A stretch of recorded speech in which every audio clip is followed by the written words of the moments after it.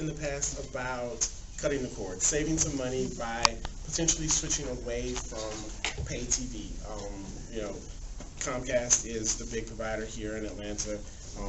We've got some folks have Cox Cable, we've got UVerse, we've got DirecTV options. I did some quick research last night just because I thought the number from Consumer Reports at $123 per month was sort of high. Comcast looks like their intro for 12 months can be as low as $60 a month, but after the 12 months it can go as high as $140 per month. UVerse tops that. They can go as high as $185 per month. So these prices are really, really expensive, and I'm going to just do a little show and tell about how we can potentially move away from paying for cable.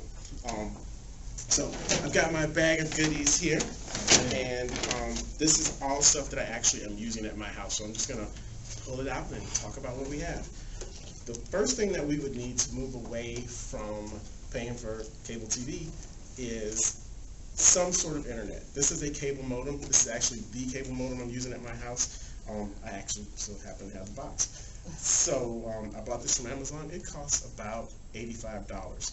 If you are renting one of these from Comcast, they charge you $10 a month. So your break even is about 9 months, a little bit less on this.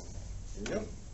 All right. I didn't actually bring the cable modem because it's actually powering my house right now. Next up in the lineup, you've got some sort of internet. And most people already have both of these things in their house. Wireless router, some sort of routing device that spreads that internet throughout your house, because the next couple of devices I'm going to talk about need connectivity. So this one is actually brand new. I'm using 2 of these in my house.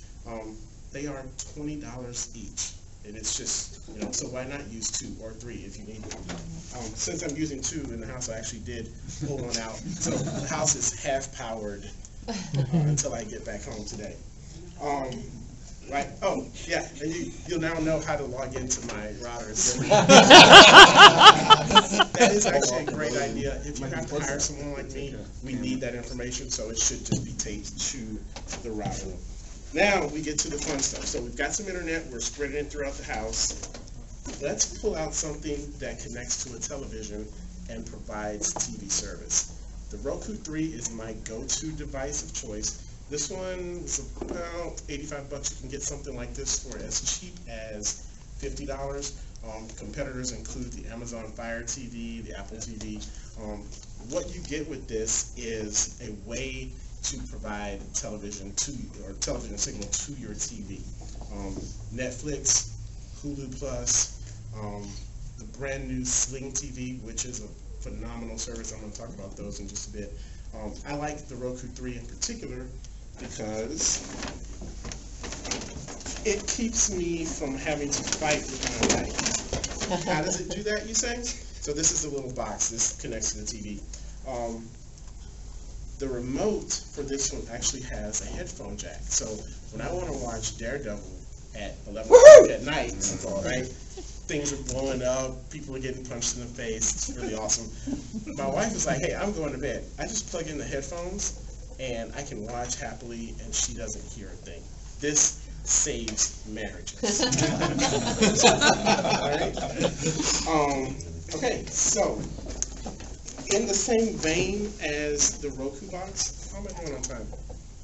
3 minutes. Uh-oh. In the same vein as the Roku box is the Google Chromecast. This little toy is only $35.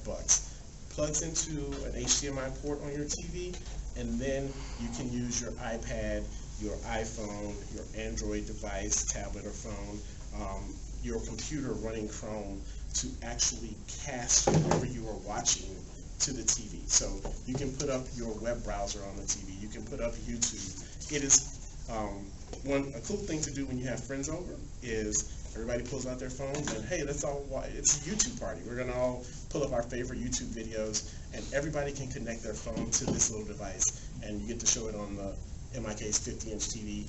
I know some of you actually have big TVs. So this is a really cool little device. Doesn't take up a lot of power. It's super tiny, and for $35, you really just cannot beat the connectivity options. Now, what we've talked about, thank you. What we've talked about so far are basically options for internet TV. As I said, Netflix, Hulu, the Sling TV, but that doesn't necessarily get you your local stations. So there's this brand newfangled high-tech device called an antenna. This bad boy right here costs about $10. This one is sort of on the cheap side, but you connect, every single TV has a connection for this, and here in Atlanta, I put this inside the house, you can still get great reception. You can get your locals, you can get local sports, news.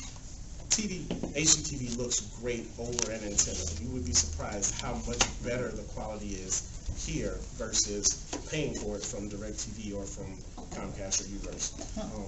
This is powering the TV in my bedroom, and so my wife needs it for Good Morning America. That's why I didn't bring them actually.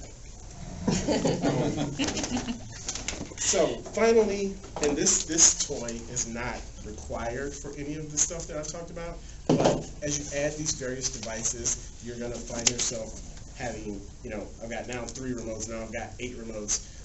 This is a Logitech Harmony remote control. What this does is it lets you combine all of your remote controls into pre-programmed activities. So when you sit down and you go, hey, I want to watch Netflix, you don't have to go, okay, the TV has to be on this input, and the receiver has to be on this input, and this thing has to do this. You just press a button on here that says watch Netflix, and the remote does all of the rest of the stuff, and you just hit play. You can program several different ones. This actually runs the TV in my living room, so my kids will not be watching TV this morning before school. And that's actually all of the toys I brought. There's only a couple of things that are needed. As I said, a lot of this stuff everyone already has in their house. If you have questions, I am Gerrell Sterling with the Technology Professionals, and let's save some money. Yay!